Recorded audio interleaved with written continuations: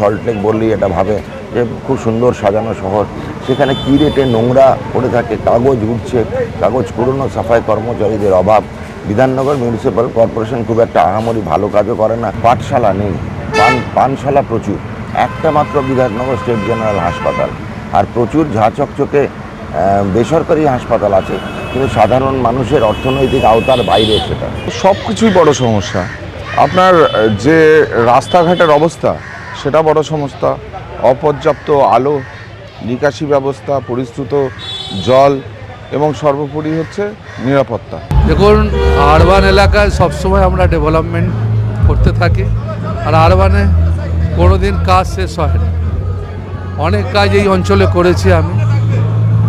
এখানকার মানুষকে পানীয় জল, রাস্তা, হসপিটালে ডেভেলপমেন্ট সবসময় আমি কাজে করতে থাকি। দেখুন, দু একটা রাস্তাঘাট হয়তো খারাপ থাকতে পারে, ওগুলো হয়ে যাবে, কিন্তু মেজর রাস্তার কাজ আমরা করেছি। এই কিছুদিন আগে আমরা 25 কোটি টাকা সরকার থেকে নিয়ে কর্পোরেশনকে দিয়েছি, অনেক রাস্তা করেছি। যদি কিছু বাকি থাকে ওটা হয়ে যাবে।